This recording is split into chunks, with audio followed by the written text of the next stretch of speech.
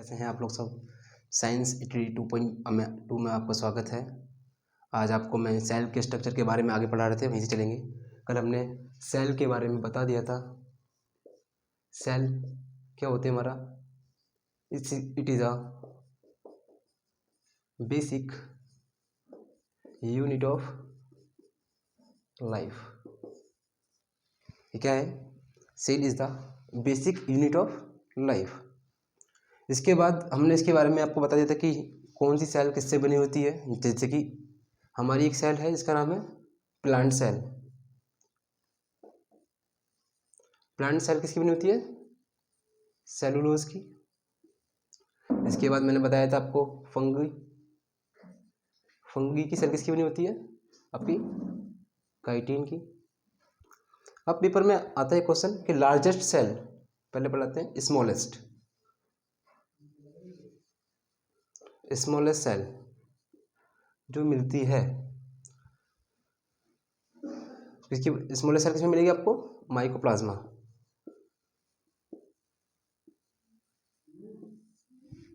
Smallest cell mycoplasma.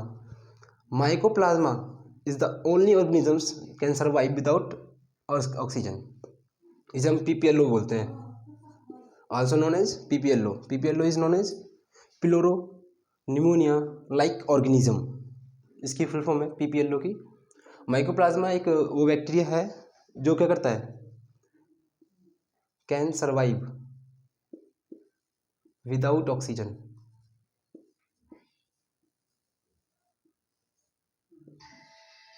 जो आपका बिना ऑक्सीजन के भी रह सकता है, बिना ऑक्सीजन के भी रह सकता है। इसे बोलते हैं mycoplasma. Mycoplasma can survive without oxygen.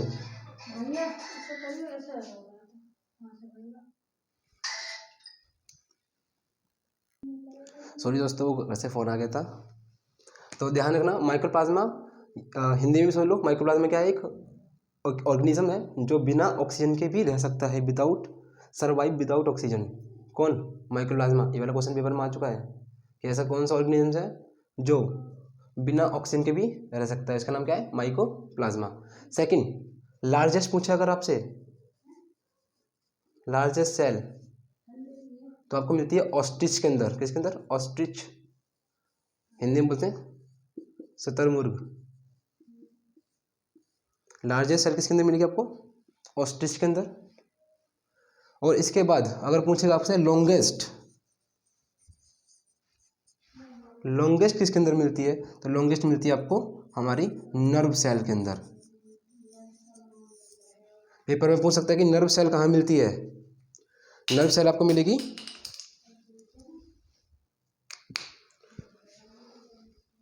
Brain के अंदर। कहाँ मिलेगी आपको? नर्व, ठीक है ना। नर्व सेल ब्रेन के अंदर मिल जाती है। तो पूछेगा लॉन्गेस्ट कौन सी है, लार्जेस्ट कौन सी है, स्मॉलेस्ट कौन सी है। पेपर में तीनों क्वेश्चन आ चुके हैं, तीनों के तीनों रट लो। Smallest cell, longest cell and largest cell, तीनों के तीनों पेपर में क्वेश्चन आ चुके हैं। ईजीएस्ट क्वेश्चन पूछे गए थे पेपर में, देख लो अभी।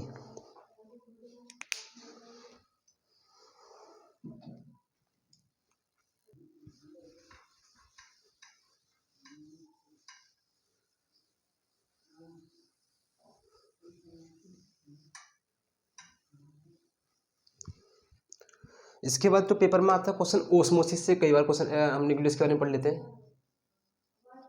Nucleus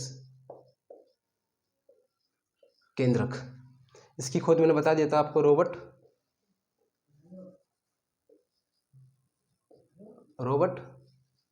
brown.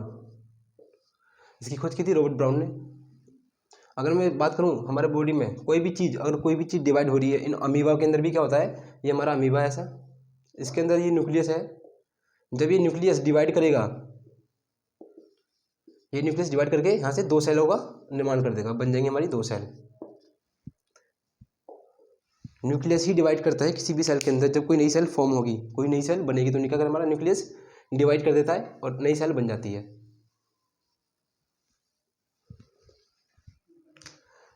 न्यूक्लियस के अंदर मिलता है आपको एक क्रोमोसोम। इन न्यूक्लियस, हिंदी पढ़ लो इसको लो। केंद्रक के अंदर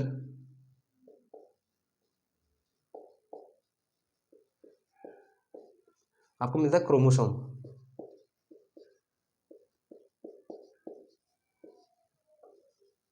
इन nucleus chromosome are found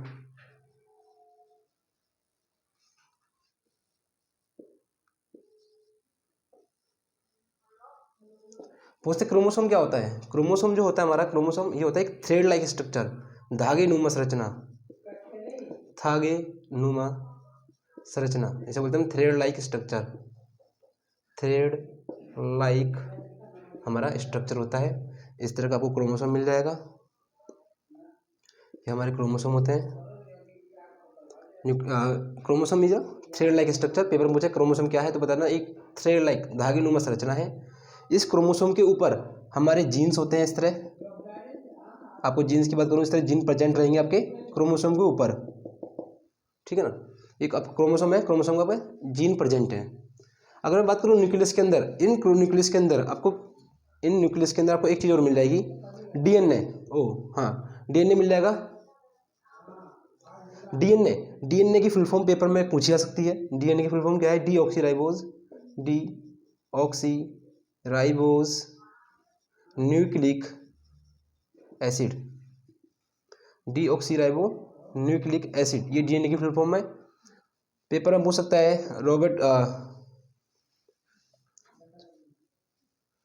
DNA कहाँ मिलता है तो बोलेंगे डीएनए ये भी न्यूक्लियस के अंदर मिलता है। डीएनए भी न्यूक्लियस के अंदर मिलेगा। इसकी फुल फॉर्म क्या है? Deoxyribose nucleic acid. डीएनए क्या होता है तो बता देंगे हम। डीएनए हमारा जेनेटिक मटेरियल है। डीएनए क्या है? हमारा जेनेटिक मटेरियल है। जेनेटिक मटेरियल माने वैसा मटेरियल जो हमारे अनुवांशिक लक्षणों को पीढ़ी दर पीढ़ी लेके चलता रहता है, उन्हें बोलते हैं जेनेटिक मटेरियल। जेनेटिक मटेरियल जो हमारे अनुवांशिक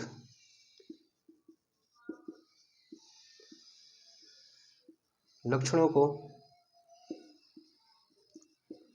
पीढ़ी दर पीढ़ी ले जाता है, पीढ़ी दर पीढ़ी आने वाली जनरेशन के अंदर लेके आता है, उसे बोलते हैं हम जेनेटिक इंफॉर्मेशन, जो कि डीएनए से काम करता है। आगे वो समझ में आपको सबको? ये सारे क्वेश्चंस आपके पेपर में आ चुके हैं। न्यूक्लियस की खोज किसने करी है वो पूछा जा चुका है। न्यूक्लियस के अंदर क्या मिलता है? क्रोमोसोम मिलता है। क्रोमोसोम कैसा होता है? थ्रेड लाइक स्ट्रक्चर होता है। एक और इंपॉर्टेंट बात, क्रोमोसोम मैंने बता रखे हैं। ह्यूमन के अंदर क्रोमोसोम कितने मिलते हैं? ह्यूमन के अंदर क्रोमोसोम मिलते हैं 46 क्रोमोसोम, या पेपर में 46 ना देकर वो देता है 23 पेयर, 23 जोड़े। जोड़े माने हो गए ना, 46 हो गए भाई, 23 है तो 46 chromosome are found in human body. तो ये पूछा गया क्रोमोसोम कैसा है? थ्रेड लाइक स्ट्रक्चर है। डीएनए इसके अंदर मिलता है। इसके क्रोमोसोम के ऊपर हमारे जीन्स होते हैं जो हमारे डीएनए के साथ जेनेटिक इन्फॉर्मेशन के काम करते हैं। आगे चलते हैं, एक नए टॉपिक में पढ़ेंगे हम एंडोप्लाज्मिक रेटिकुलम, ER।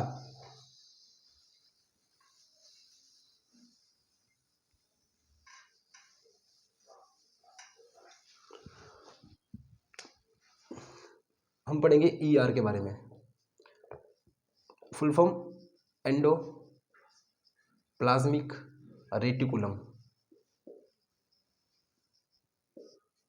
हिंदी और इंग्लिश में दोनों ही एक ही बात है। रेटिकुलम रेटिकुलम रहेगा, एंडोप्लाज्मिक एंडोप्लाज्मिक रहेगा। इसकी शॉर्ट फॉर्म बोलते हैं ER। पेपर में इनके फंक्शन पूछे गए हैं कई बार। What is the function of ER? Because ER two types, जो आपके ER होगा एंडोप्लाज्मिक रेटिकुलम, ये दो तरह का होगा। एक मिलता है RER, एक मिलता है आपको SER। इस SER को बोलते हैं स्मूथ एंडोप्लाज्मिक रेटिकुलम, इसको बोलते हैं रफ एंडोप्लाज्मिक रेटिकुलम। स्मूथ आपका चिकना, रफ माने खुरदरा हिंदी में। तो SER का फंक्शन क्या है और RER का फंक्शन क्या है? ध्यान रखना, पेपर में दोनों के दोनों पूछे जा चुके हैं। What is the function of RER and SER? मैं बात करूं SER की, तो इसका काम होता है lipids and fat, lipids and fats का सिंथेसिस करना माने संश्लेषण करना। लिपिड्स एंड फैट का क्या करेगा ये? सिंथेसिस करेगा। सिंथेसिस करेगा माने कि हिंदी में संश्लेषण।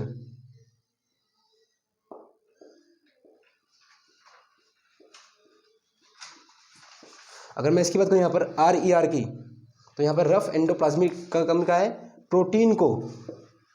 प्रोटीन को सिंथेसाइज करना। सिंथेसाइज माने संश्लेषण करना। प्रोटीन का संश्लेषण कहाँ होता है? पेपर में पूछा जा चुका है। प्रोटीन का संश्लेषण कहाँ होता है? RER के अंदर। लिपिड्स और फैट का संश्लेषण कहाँ होगा? SER के अंदर। दोनों क्वेश्चन इंपॉर्टेंट आ चुके हैं पेपर में, दोनों पढ़ लेना भाई। यहाँ वो पढ़ाया जा रहा है जो इंपॉर्टेंट है पेपर में डिक्टो। आपके जो एग्जाम आ रहे हैं, बहुत सारे एग्जाम अभी आ रहे हैं, ठीक है ना, इसको पढ़ते रहो। SER RER इनसे एक्स्ट्रा वो कुछ नहीं पूछा पेपर में। और इसके बाद एक नया टॉपिक हमारा है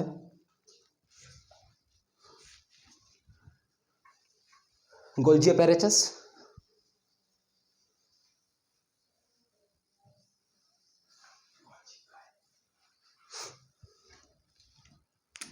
नेक्स्ट टॉपिक हमारा है गोल्जी अपैरेचस। हिंदी में बोलते हैं इसको गोल्जी काय।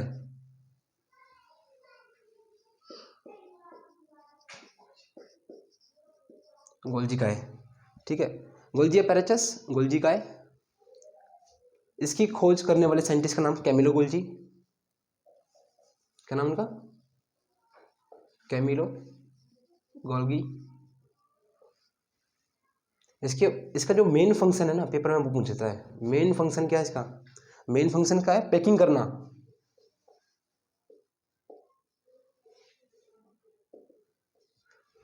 The main function of Golgi apparatus is packing. Important, बस यही इसमें इंपॉर्टेंट है। ये आपकी क्लास नीट के लिए भी इंपॉर्टेंट है। जो नीट के बच्चे हैं, तैयारी कर रहे हैं हमारे नीट की, उसके लिए भी इंपॉर्टेंट क्लास है। पैकिंग का काम कौन करता है? हमारा कैमिलो गोल्जी। एक इसके बाद आता है लाइसोसोम।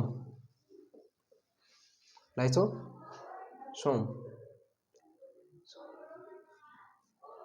लाइसोसोम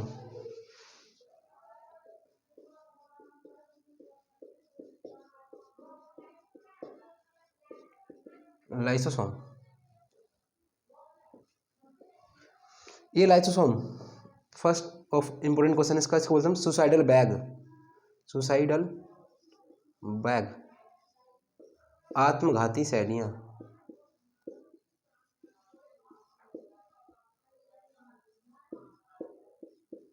ये हमारा आत्मघाती बैग है।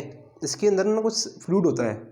जब वो फ्लूइड के अंदर फट जाएगी, जब फ्लूइड फट जाएगा, सेल फटेगी तो फ्लूइड बाहर आ जाएगा, और जो फ्लूइड है वो जहर के रूप में पूरी बॉडी में फैल जाएगा।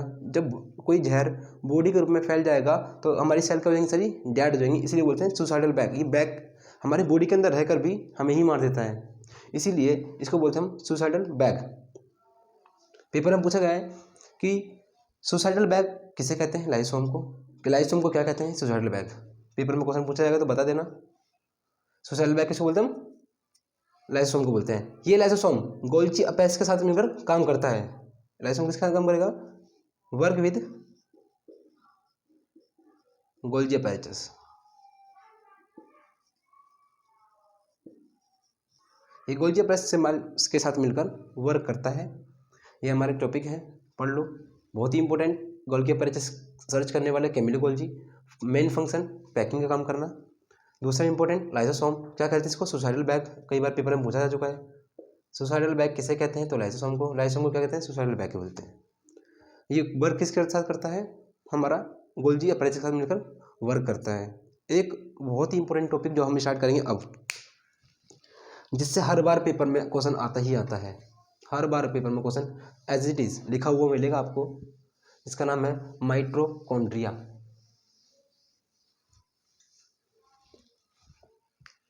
क्या नाम है इसका? Mitochondria.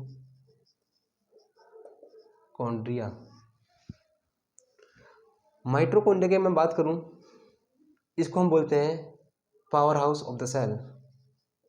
Power house of the cell.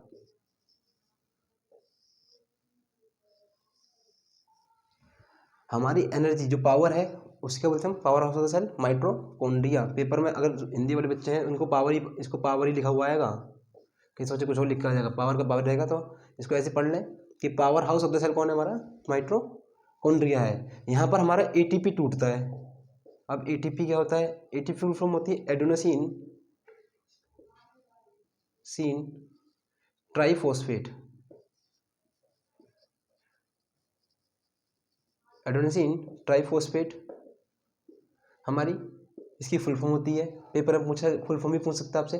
ये एटीपी एडीपी के रूप में टूटकर यूटिलाइज हो जाएगा और क्या कर देगा, इसको एनर्जी प्रोवाइड करा देगा हमारी बॉडी को। क्या करेगा ये, एनर्जी क्या करेगा, प्रोवाइड करा देगा। इसी कारण माइटोकॉन्ड्रिया को बोलते हैं power house of the cell. Paper में ज़्यादा कुछ नहीं पूछा, पेपर में सिंपल पूछेगा which of the following is known as power house of the cell. तो क्या बोलेंगे हम इसको, माइटोकॉन्ड्रिया। निम्नलिखित में से कौन सा ऊर्जा जगत में काम करता है, तो बोलेंगे माइटोकॉन्ड्रिया। सेकंड इंपॉर्टेंट थिंग, इसके पास अपना they have own DNA and ribosome.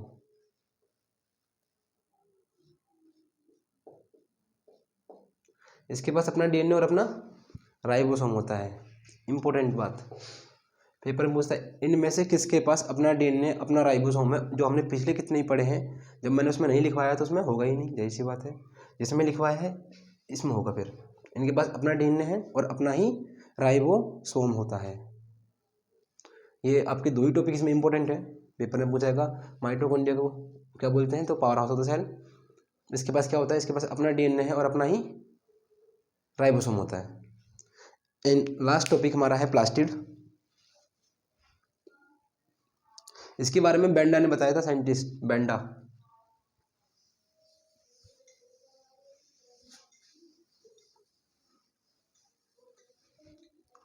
Last most important topic हमारा प्लास्टिड।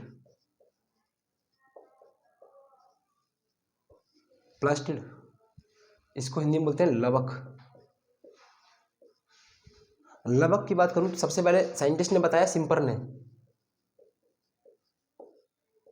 सिम्पर ने इनके बारे में बताया। सिम्पर ने इसके बारे में बताने के बाद हमने प्लास्टिड को 3 भागों में बांट दिया, 3 parts. They have 3 parts. 3 parts हैं इसके। कौन कौन से पार्ट्स हैं, पहला हमारा ल्यूकोप्लास्ट, दूसरा हमारा है क्लोरोप्लास्ट, और तीसरा हमारा है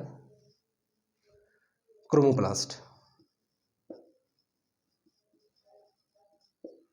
अगर मैं बात करूं ल्यूकोप्लास्ट की, इसे बोलते हैं कलरलेस, रंगहीन लवक।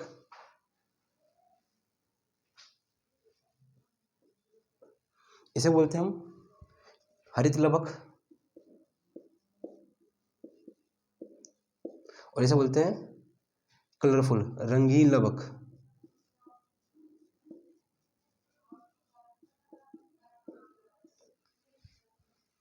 रंगहीन, हरित और रंगीन लवक। नाम से मालूम पड़ा रंगहीन है। इसके अंदर कोई कलर नहीं मिलता। कहाँ मिलता है ये हमारा, रूट्स के अंदर, जड़ों के अंदर, और जो प्लांट बूढ़े हो जाते हैं उनकी छाल पर, उसकी छाल पर बार्क। जो प्लांट बड़े बड़े होते हैं ना, जो गिरत में इंक्रीज कर जाते हैं, मोटे मोटे जो होते हैं, उनकी जो छाल होती है, देखा होगा आपने, आउटर से उनके आउटर कवरिंग पर ना एक छाल आ जाती है, कवरिंग आ जाती है, जिसको हम बार्क बोलते हैं, इंग्लिश में, हिंदी में छाल बोलते हैं।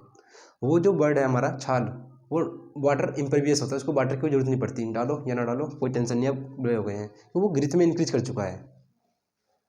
अगर मैं यहाँ बात करूँ हरित लवक की, तो कहाँ मिलेगा, प्लांट्स की पत्तियों में, मीजोफिल में, और तनों के अंदर, जो प्लांट्स का पार्ट ग्रीन होगा। हरित लवक कहाँ मिलेगा, हरी पत्तियों में,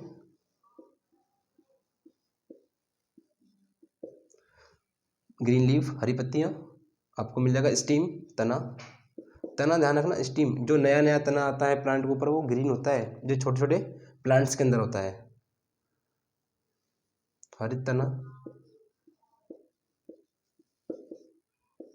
क्रोमोप्लास्ट हमारे पास जितनी भी लीफ आती हैं, जब नई लीफ आती है तो रंगीन कलर की होती है, लाल, हरी सी, पीली सी, उसे बोलते हैं हम रंगीन लावक।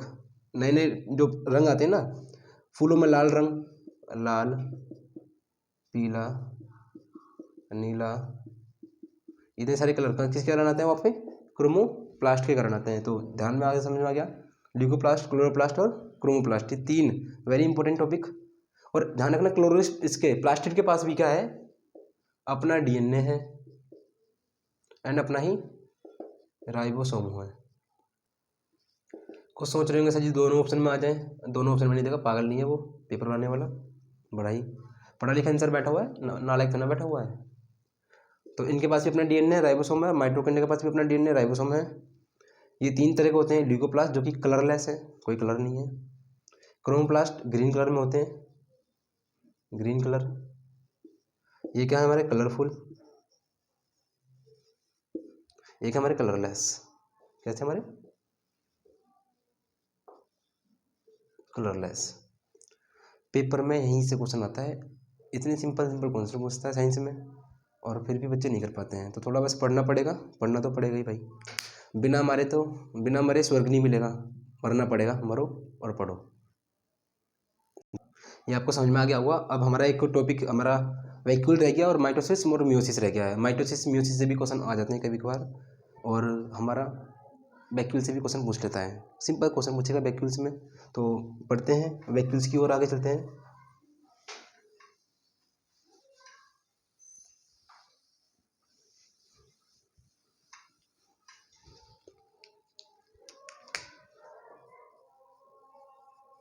मैं बात करूं वैक्यूल की, तो प्लांट्स और एनिमल्स दोनों के अंदर वैक्यूल मिलता है।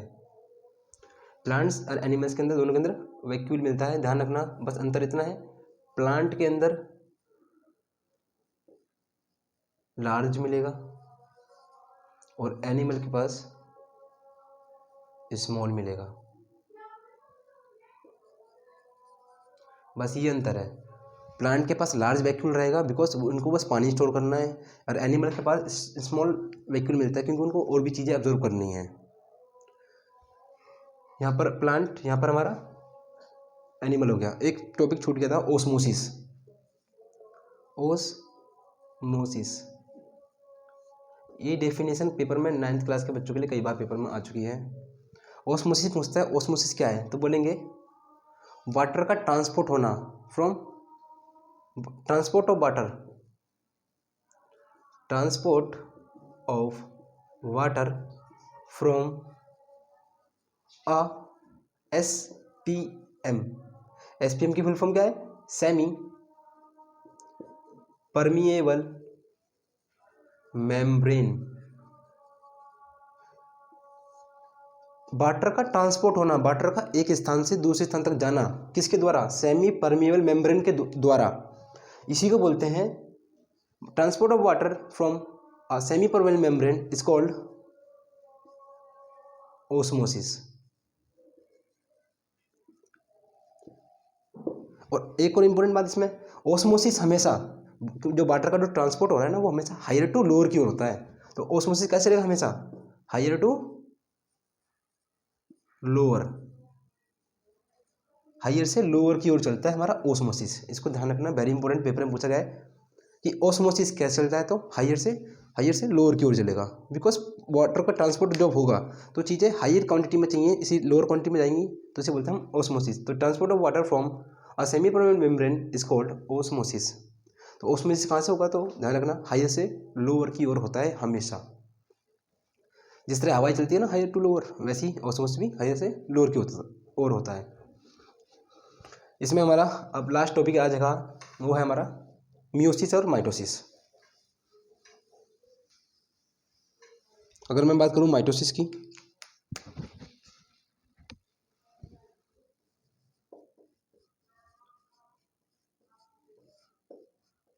माइटोसिस, इसमें क्या होता है, कुछ क्रोमोसोम्स होते हैं। ये हमारी सेल है, इसके अंदर 4 क्रोमोसोम मिल रहे हैं।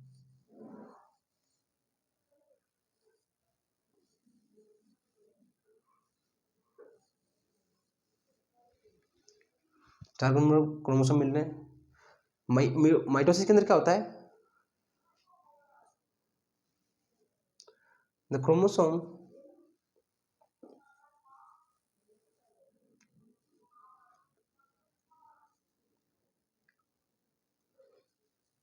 Chromosome are found as mother cell. जिस तरह मदर सेल के अंदर भी क्रोमोसोम नंबर डबल होते हैं, वैसे ही इनके अंदर भी डबल होते हैं। कैसा होता है? The chromosome are found in, क्या होगा? The chromosome are found as mother cell, या बोल सकते हैं हम इसको the number of chromosome, the number of chromosome as mother cell. ये तो लिखा है पूर्व, ठीक है।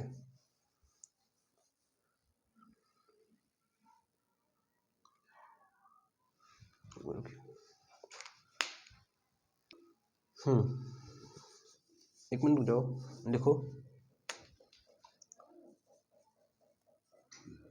डॉटर सेल हैव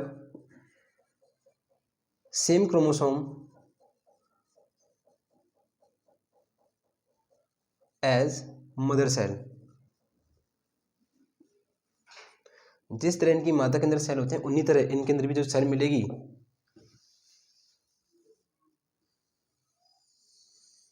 वो भी कैसे मिलेंगे? 4 ही सेल मिलेंगी। The daughter cells have same number of chromosome as mother cell. Daughter cell have same number of mother cell, ठीक है, एज नंबर ऑफ क्रोमोसोम। तो क्या बोला? डॉटर सेल्स, जो इनकी डॉटर सेल्स बन के आई हैं, उनके पास, इनकी पुत्री के पास क्या है? Same number as chromosome as mother cell. जो इनकी मदर सेल के पास सेल थी, देखो इनके पास भी 2 4 6 8 के बाद यहाँ पे 1 2 3 4 5 6 7 8 सेल्स हैं। इसे बोलते हैं mitosis. Same number of chromosome as mother cell, किनके अंदर? डॉटर सेल के अंदर अगर सेम नंबर ऑफ क्रोमोसोम है, उसे बोलते हैं माइटोसिस। अगर मैं बात करूँ दूसरी मियोसिस के बाद, तो मियोसिस में क्या हो जाएगा? मियोसिस हैव, जो डॉटर सेल हैव, इसमें बस क्या लिखना है? डॉटर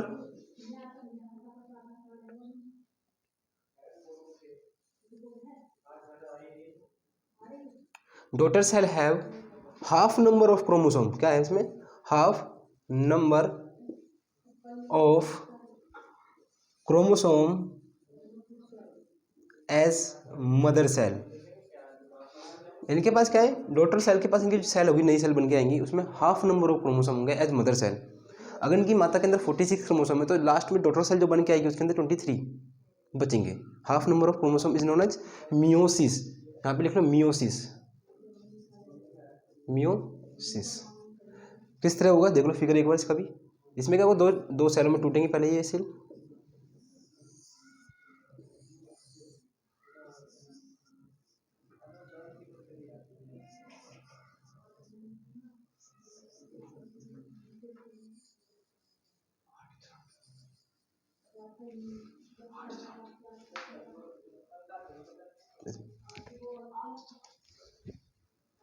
ठीक है ना?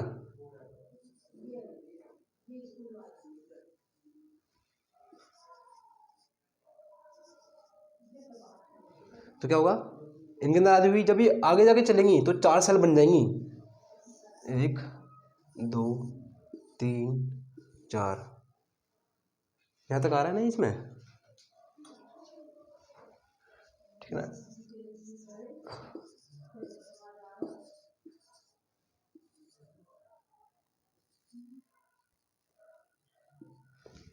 आ रहा है इधर का? ले दो पूरा, ठीक है ना? लिख लो इसमें क्या बोलेगा? डॉटर सेल के अंदर हाफ नंबर ऑफ क्रोमोसोम मिलेंगे एज मदर सेल। तो इसका फिगर जो बनेगा, ये हमारे मियोसिस के अंदर है। यहाँ पर क्या होगा? Daughter cell have half number of mother cell is known meiosis. और माइटोसिस के अंदर क्या था? माइटोसिस के अंदर क्या था? Same number of chromosome are found in as mother cell. Daughter के अंदर जो नंबर ऑफ क्रोमोसोम है, सेम मिलेंगे जैसे कि हमारे माता के अंदर थे। जल्दी से इसका स्क्रीनशॉट ले लो और देख लो, जल्दी से लिख लो फिर।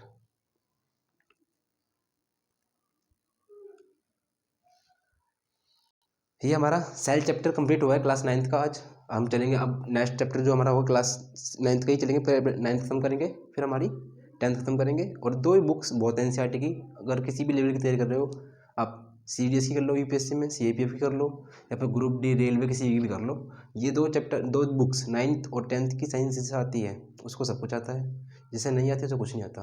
तो जय हिंद, जय हिंद, जय भारत। लाइक एंड सब्सक्राइब करें सभी को।